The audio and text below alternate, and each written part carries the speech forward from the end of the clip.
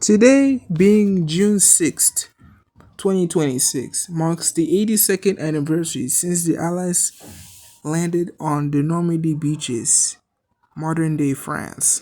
It's been over 82 years since the Allies landed their great campaign there.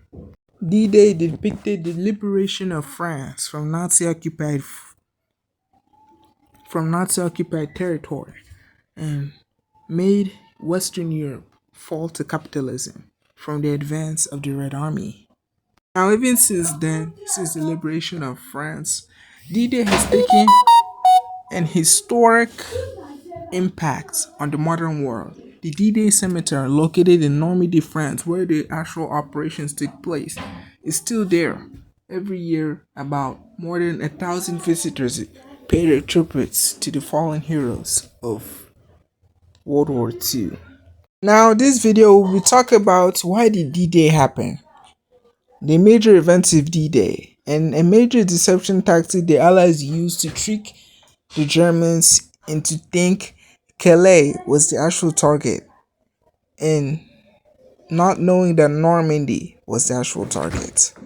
So, this is the 82nd anniversary of the Great Landing in Normandy, France. Now, D-Day itself happened for several reasons. Number one is to ease pressure on the Red Army.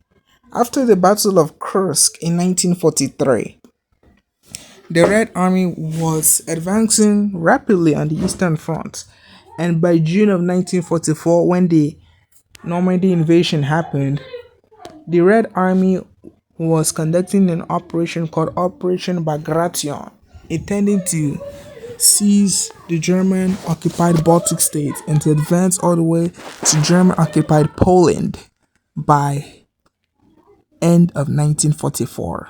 The Allies decided to conduct a major amphibious operation. And also, the only way to defeat Germany by that time was basically to conduct a massive amphibious operation. The only way to defeat Hitler was to stage a two-front war against the Nazi regime. The major reason why they staged the amphibious landing was because that was basically their last chance and to end the war as soon as possible. If they didn't land, probably most of Eastern and probably Western Europe, including France, would fall to the USSR by 1946. So as you can see, they had to stage the operation as soon as possible. But before that could happen, the Allies obviously had to run a deception campaign. The name of that deception campaign was Operation Fortitude. A man named Juan Garcia, nicknamed Garbo, you see his picture in the screen, went to Hitler and told him Calais was the actual target. That deception worked masterfully. And when Normandy D-Day commenced, Hitler was actually asleep. That deception played a huge role, because without him, Hitler probably would have put his Panzers on army into Normandy, and D-Day could have been a disaster. Because of him, Hitler was convinced Calais was the actual target, not Normandy. That Normandy was just a deception carried out by the Allied generals. So, as you can see, but that's not the only way. The Allies also used a masterful plan to convince the Germans they will not land in Normandy. Under General George S. Patton, they used fake armies like dummies, toys, those you used to see in Toys R Us. All these, mannequins. They used it as a fake army to trick the Germans into not landing in Calais, into not landing in Normandy, and they believed this tactic. Now, this is the situation in June of 1944. If you look at this map, you'll see most of Western Europe is under Nazi control. In the east, the Red Army was advancing. So that was a problem for the Allies then, because they knew Stalin was very, he would demand all occupied territories to be under Soviet control. So if more territories fell, more be under communist governments. I hope you understand why the operation need to be conducted as soon as possible. Now, let's look at the various landing sites. The landing sites were split into five sectors. The US forces will land in Utah and Omaha, British forces will land in Gord and Sword, and Canadians will land in Juno Beach. Omaha was the most deadliest, with about 2,500 American deaths in a single beachland.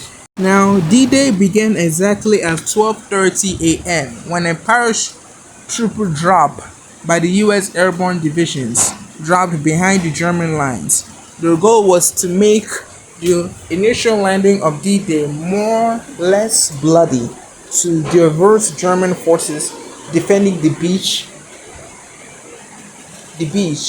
to divert them towards the paratrooper divisions. But the actual landing began about 5 hours later at about 6 a.m. when the first wave of US soldiers began storming the beaches of Normandy, France. The second wave came 2 hours later at about 8 a.m.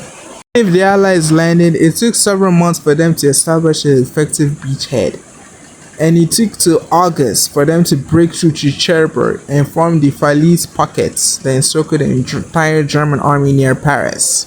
All in all, D-Day was unique in combat. It was the largest seaborne invasion in history and probably will be the largest invasion in history. If maybe China invades Taiwan in the future or something else happens, like a large naval battle in the East China Sea against US and China. But we pray that that never happens. Anyway, that's all for my video. I hope you like this D-Day experience to go back. Ensure to like and subscribe, and never forget to turn on your notification bell when subscribing. Thanks. That's all.